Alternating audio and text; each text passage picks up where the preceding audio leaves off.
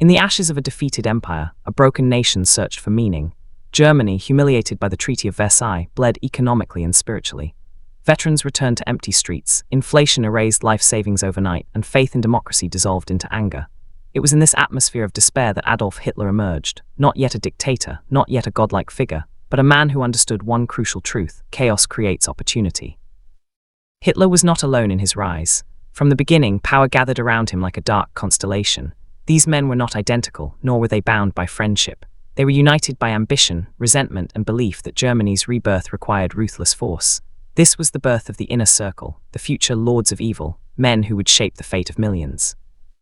At the heart of this circle stood Hitler himself, a master of emotional manipulation. He spoke not to reason, but to wounds. In beer halls and secret meetings, he promised dignity, revenge, and destiny. Those who listened did not merely hear words, they felt chosen. Loyalty to Hitler became faith, and faith quickly turned into obedience. One of the earliest to recognize Hitler's potential was Hermann Göring, a decorated World War I pilot craving lost glory. Göring saw in Hitler a vehicle for personal resurrection. His charisma, brutality, and hunger for luxury would later make him one of the most powerful men in the Reich. Beside him stood Rudolf Hess, quiet and fanatically devoted, who believed Hitler was Germany's messiah. Hess did not seek power, he sought purpose. Then there was Joseph Goebbels, a failed intellectual with a brilliant, poisoned mind. Bitter over rejection and humiliation, Goebbels found meaning in propaganda. He understood how to bend truth, how to turn lies into emotional weapons. Under Hitler, Goebbels would transform words into fire, convincing millions that hatred was patriotism and obedience was virtue. The Inner Circle was not built on trust, but on usefulness. Hitler encouraged competition, mistrust, and rivalry. He rewarded loyalty, then punished independence. No clear lines of authority existed, only proximity to the Führer. This system ensured that power flowed upward, never sideways. Each man believed he alone truly understood Hitler's will. Violence soon became the glue that held them together. The SA stormtroopers, led by Ernst Röhm, enforced Nazi dominance in the streets. Röhm imagined a revolutionary army loyal to him, but he misunderstood Hitler's ultimate goal. Röhm was powerful, but not indispensable. In this world, usefulness had an expiration date. As the Nazi Party grew, so did its appetite. Political enemies were beaten, silenced, or killed. Democracy was not overthrown in a single night. It was strangled slowly, with laws, fear, and applause. Each member of Hitler's circle played a role, some with enthusiasm, others with cold calculation, but all became complicit. By the time Hitler was appointed Chancellor in 1933, the Inner Circle was complete. They were no longer outsiders, they were the state. Together, they dismantled institutions, erased opposition, and reshaped Germany in their image. What began as shared resentment hardened into absolute power. Yet even at the moment of triumph, the seeds of destruction were already planted. Loyalty was conditional, trust was an illusion, and beneath the banners and salutes, ambition simmered. The Inner Circle had been born, but it would soon begin to devour itself. Power had united them, fear would divide them, and history would remember them not as saviors of a nation, but as architects of one of humanity's darkest chapters. Power did not arrive in Germany with a sudden coup. It crept in quietly, dressed in legality, wrapped in speeches about order and rebirth. Once Adolf Hitler became Chancellor, his Inner Circle moved swiftly, not to govern, but to transform the state itself into a weapon. Democracy was not smashed, it was hollowed out from within. At the center of this transformation stood Joseph Goebbels. Appointed Minister of Propaganda, he understood that control of reality was more powerful than control of armies. Newspapers, radio broadcasts, posters, films, all were synchronized into a single voice. Truth became irrelevant, emotion became law, fear and pride were carefully balanced, feeding the population a constant diet of enemies and destiny. The German people were not merely informed, they were conditioned. While Goebbels ruled the mind, others seized the machinery of terror. Heinrich Himmler, an unassuming man with a cold, methodical soul, reshaped the SS into an elite force loyal not to Germany, but to Hitler alone. What began as a personal guard became a state within a state. Himmler believed he was engineering a new racial order, one built on obedience, bloodlines, and extermination. Bureaucracy became his weapon, paperwork his shield. Beside him, Reinhard Heydrich, sharp, ruthless, and terrifyingly efficient, enforced this vision. Known even among Nazis as the man with the iron heart, Heydrich organized surveillance, intelligence, and internal repression with chilling precision. Under his command, fear was no longer random, it was systematic. Every whisper could be reported, every silence could be suspicious. Hermann Göring, meanwhile, consolidated power through wealth and spectacle. Appointed head of the Luftwaffe and controller of the economy's rearmament, Göring lived in excess while preaching sacrifice. He represented the seductive side of the regime. glory, uniforms, medals, and grandeur. For many Germans, Göring made Nazism look victorious, modern, and unstoppable. Together, Hitler's inner circle dismantled the safeguards of the Republic. The Reichstag fire became the perfect excuse. Civil liberties vanished overnight. Political opponents were arrested, outlawed, or eliminated. Courts became tools. Laws were rewritten to serve ideology. What was legal became moral, because the state defined both. Crucially, Hitler encouraged overlap and rivalry among his lieutenants. No single man was allowed complete control. Ministries competed, jurisdictions blurred. Conflicts were resolved not by law but by Hitler's favor. This deliberate chaos ensured absolute dependence on the Führer. Power flowed upward and fear flowed downward. As Germany rearmed, the dream expanded. The inner circle did not see limits, only destiny. They believed history itself had chosen them. Ordinary citizens were transformed into participants, beneficiaries, or silent accomplices. Some cheered, others looked away. Resistance became dangerous, then impossible. Yet beneath the appearance of unity, something darker was forming. The system rewarded brutality, punished hesitation, and consumed loyalty. Each success demanded greater cruelty. Each compromise pushed the regime further from humanity. By the late 1930s, the totalitarian dream was complete. Germany was no longer just a nation, it was a machine fueled by propaganda, enforced by terror, and guided by men who believed they were above morality itself. And as the world watched in alarm, Hitler's inner circle stood at the peak of their power, convinced they were invincible, unaware that the very system they had built would one day turn against them. From the outside, the Third Reich appeared unified, disciplined ranks, synchronized salutes, and a nation marching in lockstep. But behind closed doors, Hitler's inner circle was tearing itself apart. Power in Nazi Germany was never stable. It was fluid, personal, and dangerously competitive. Loyalty was rewarded but never secured. In this world, proximity to Hitler meant everything, and distance meant destruction. Adolf Hitler ruled not only through authority, but through deliberate division. He encouraged overlapping responsibilities, conflicting commands, and personal rivalries. Ministers spied on one another. Generals undermined political leaders. Ideologues clashed with pragmatists. Hitler watched silently, intervening only when it suited him. Chaos was not a flaw of the system, it was the system. Hermann Göring believed himself Hitler's natural successor. As head of the Luftwaffe and a symbol of early Nazi triumph, he surrounded himself with luxury and power, yet behind his confidence lay insecurity. Göring's failures in economic planning and military preparedness began to erode Hitler's trust. Each mistake brought whispers. Each whisper weakened his standing. Joseph Goebbels fought a different war, one of perception. He manipulated public opinion with surgical precision, presenting himself as the Führer's most loyal intellectual warrior. But Goebbels despised Göring's arrogance and feared Himmler's growing influence. In private diaries, he recorded bitterness, paranoia, and resentment. Even propaganda had limits within a regime built on fear. Heinrich Himmler rose quietly, patiently. Unlike Göring's flamboyance or Goebbels' theatricality, Himmler embodied bureaucratic terror. Through the SS, he built an empire hidden in paperwork, camps, and secret orders. His loyalty appeared absolute, but his ambition was vast. Himmler did not merely serve the Reich, he sought to reshape humanity itself. Between these men stood Reinhard Heydrich, the enforcer. Intelligent, ruthless, and feared, Heydrich became the knife that executed Himmler's will. Other leaders avoided him, knowing a conversation could become a death sentence. His power grew so quickly that even Hitler took notice. In the Reich, intelligence was more dangerous than guns. The military leadership was not immune. Generals who questioned Hitler's strategies were sidelined, humiliated, or dismissed. Professional competence was replaced by ideological obedience. Success was credited to Hitler alone. Failure belonged to everyone else. This bred silence, not confidence. Decisions were delayed. Truth became dangerous. As Germany expanded into Austria, Czechoslovakia, and beyond, the inner circle grew more intoxicated and more divided. Each victory intensified competition. Who deserved credit? Who controlled resources? Who spoke for the Führer? The answers changed daily. Nowhere was this instability clearer than in the fate of Ernst Röhm and the SA. Once essential to Nazi rise, Röhm became a liability. His ambition threatened the army and unnerved Hitler. In a calculated act of betrayal, Hitler ordered the Night of the Long Knives. Röhm was executed. Others followed. Loyalty was proven with blood. The message was unmistakable. No one was indispensable.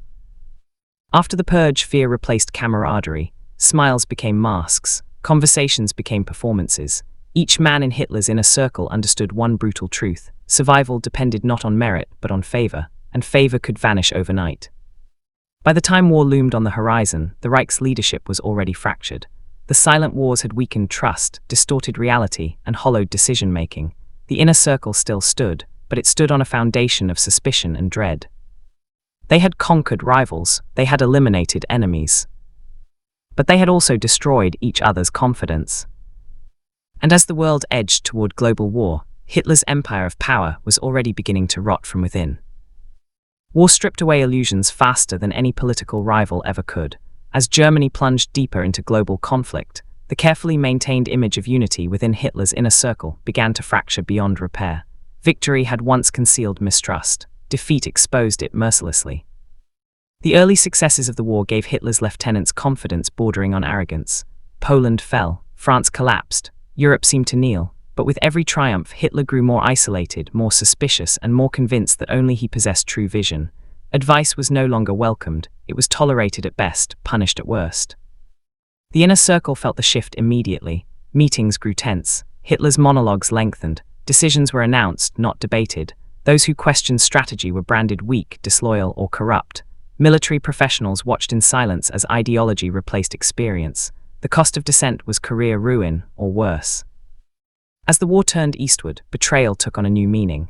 The invasion of the Soviet Union was not just a military gamble, it was an ideological crusade. Heinrich Himmler and Reinhard Heydrich were unleashed with terrifying autonomy. Behind the front lines, mass executions, ethnic cleansing, and industrialized murder became policy. Loyalty to Hitler was now measured not in words, but in blood. Yet even among the perpetrators, fear spread. Success brought scrutiny, failure brought suspicion. Goering, once untouchable, began to lose influence as the Luftwaffe failed to deliver decisive victories. Hitler's trust eroded. Private humiliations became public rebukes. Goering responded with denial, addiction, and desperate displays of loyalty. Joseph Goebbels doubled down. As cities burned and casualties mounted, propaganda intensified. Reality was reshaped daily to preserve faith in the Führer. Goebbels knew the truth, but he buried it beneath spectacle and slogans. Inwardly, his fanaticism hardened. If Germany was to fall, it would fall believing. Then came the blows that shattered the illusion of control. Stalingrad, North Africa, the relentless Allied bombing. Each defeat tightened Hitler's grip and narrowed his circle. He withdrew into bunkers and fantasies, trusting fewer men, issuing impossible orders. Loyalty was demanded, not earned. Conspiracies began to whisper through the ranks. Some officers and officials no longer believed victory was possible. A few dared to imagine a Germany without Hitler. These were not heroes of morality, but men seeking survival, or redemption, or escape from catastrophe. The inner circle responded with terror. The Gestapo hunted shadows. Himmler expanded surveillance. Old friendships became liabilities. A careless sentence could mean arrest. A private doubt could mean death. The regime consumed its own servants with mechanical efficiency. When the July 20 plot failed, mercy vanished entirely. Executions were staged, filmed, and replayed for Hitler's satisfaction. Former allies begged. Hitler watched. Betrayal, real or imagined, justified endless cruelty. The inner circle closed ranks, not in trust, but in shared guilt. By now, loyalty was no longer belief. It was habit, it was fear, it was the absence of alternatives.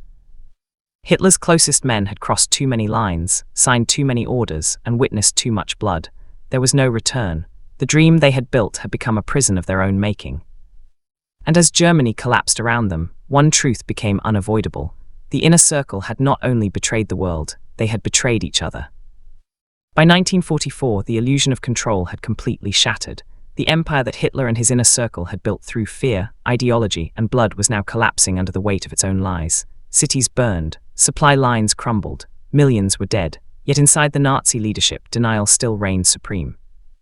Hitler no longer ruled from grand halls or public stages. He retreated into concrete bunkers, sealed off from reality, surrounded by maps that meant nothing and generals who no longer believed. Orders were issued to phantom armies. Divisions that no longer existed were commanded to attack. Reality became an enemy to be ignored. The inner circle responded in different ways, but all were trapped. Hermann Goering, once the embodiment of Nazi triumph, had become a shadow of himself. Stripped of authority and humiliated by Hitler, he clung to fantasies of negotiation and succession. Drug dependency clouded his judgment. His loyalty, once loud and theatrical, turned into desperation. Goering had wanted power without responsibility. Now, responsibility was inescapable.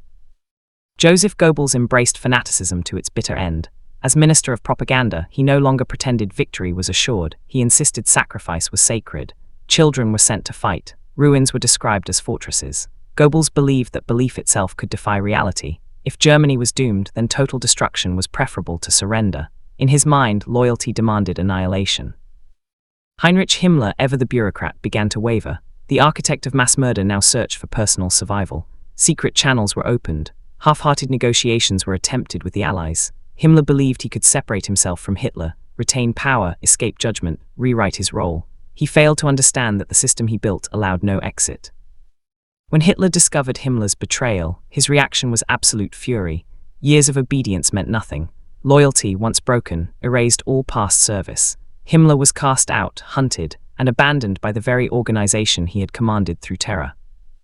Around them, other figures vanished, arrested, executed, or swallowed by chaos. Some chose suicide, others fled. A few waited silently for the end. The inner circle that once dominated Europe was now fragmented, powerless, and terrified. As Soviet forces closed in on Berlin, Hitler's world shrank to a few underground rooms. Those who remained were no longer advisors, they were witnesses to obsession. Hitler spoke of destiny, betrayal, and history's judgment. He blamed generals, soldiers, the German people, everyone but himself. The lords of evil had lost not only the war, but their sense of purpose. The ideology that once unified them now offered no comfort. They had destroyed morality, dismantled institutions, and hollowed out truth. In doing so, they had ensured that nothing remained to save them. The collapse was not sudden. It was slow, humiliating, and inevitable. Power had elevated them beyond accountability. Fear had bound them together. And in the end, isolation consumed them all. The inner circle was finished, not with a final stand of honor, but with panic, betrayal, and silence. Only one chapter remained. In the final days of April 1945, Berlin was no longer a capital, it was a grave. The city lay in ruins, shattered by relentless bombardment, its streets choked with debris and despair. Beneath the collapsing Reich Chancellery, Adolf Hitler waited in his bunker, cut off from the world he had set ablaze. The man who once commanded millions now ruled only silence. The inner circle had disintegrated. Loyalty, once demanded as sacred, had evaporated under the weight of defeat. Those who remained near Hitler did so out of habit, fear, or nowhere else to go. Power no longer existed as influence, it existed only as memory. Joseph Goebbels chose fanaticism until the end. Even as Berlin burned, he spoke of destiny and sacrifice. In the bunker, he clung to the idea that history would vindicate them. When reality finally became unavoidable, Goebbels made his final, horrifying decision. He and his wife poisoned their children before ending their own lives. For him, loyalty to Hitler mattered more than humanity itself. Hermann Göring, once adorned in medals and arrogance, attempted one last political maneuver. Believing Hitler incapacitated, he sought to assume leadership. The response was swift and merciless. Göring was arrested on Hitler's orders, stripped of rank, and branded a traitor. His fall was complete, reduced from Prince of the Reich to a prisoner awaiting judgment. Heinrich Himmler's end was even more hollow. Having failed to negotiate his escape, he fled under a false identity.